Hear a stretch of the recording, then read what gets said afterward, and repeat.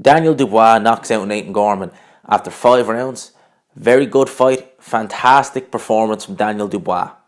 Now, going into this fight, I said in the previous video that it's an intriguing fight because with Daniel Dubois, you have a big, strong guy, big puncher who isn't pumped up full of muscles. It's all natural muscles. He's 21 years old. He's very natural physique, and he has some unbelievable physical strength and very good punching power.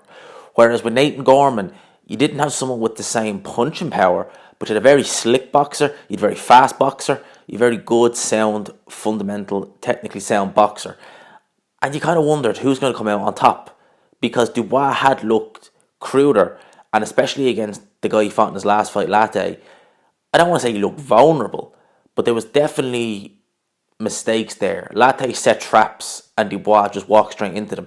And you thought Nathan Gorman could do that, but he could probably do it better.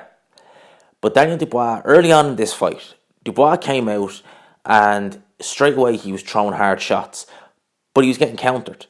Nathan Gorman looked very sharp, looked like he was ready, ready to counter.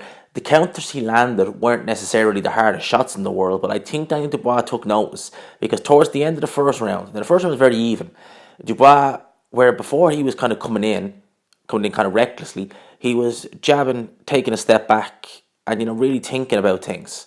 And going into the second round, I think Ricky Hatton wanted Gorman to do more counter punching, but that was when Daniel Dubois started jabbing a lot more, using his height and reach, and that's when the problem started. Then in the third round, Nathan Gorman, he was hit by, I believe it was a right hand, and I think, it was a barrage of punch actually, but I think it was a right hand that started it, and it was more so Nathan Gorman's legs betraying him rather than the actual punch, because that's simple all it was.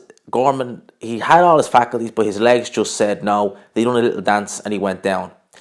Now, he recovered, saw the round out, that was fine, and actually, third round, I should say, when Dubois did hurt Gorman, they kind of had a bit of a shootout. And anytime they ever did, because there was a couple of shootouts in this fight, it did look like Dubois was getting the better of it.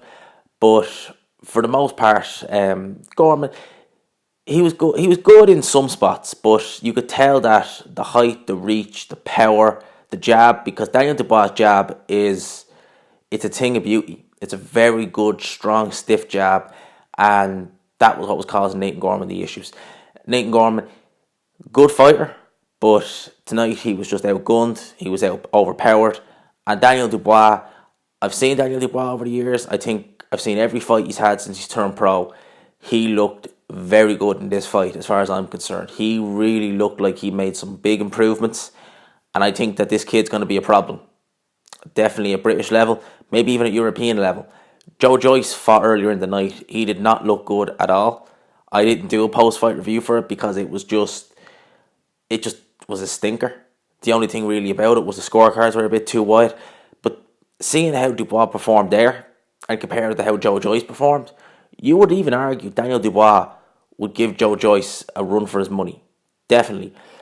I think Daniel Dubois as well, he's not the fastest heavyweight in the world, but he showed some good movement in this fight. There's a few times where he was moving and he looked good. He looked very fluid. He didn't look as robotic as I've seen him in the past.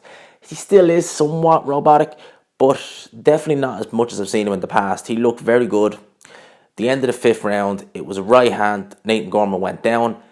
He got up at, we'll say, 9.5, but the referee, as they so often do in the UK, they're more inclined to do it in the UK than they would be in the States. If you're up at 9.5, they'll probably still wave the fight off, and that's exactly what happened.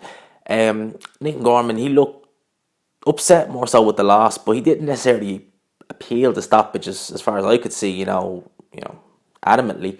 So Daniel Dubois now, British champion, good performance.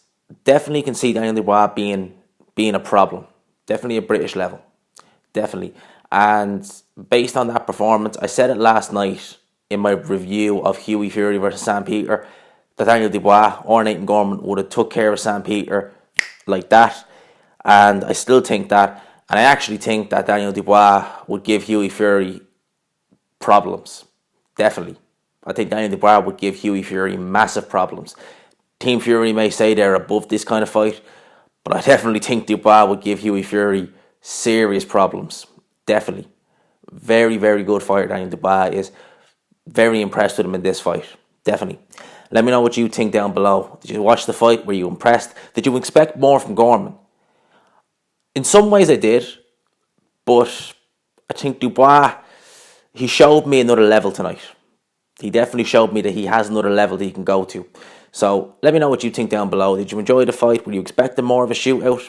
There was a few moments where we got shootouts in this fight. It was a good fight. Let me know what you think down below. Hope you enjoyed the video. If you did, please leave a like. Subscribe if you're new. And as always, I will talk to you after.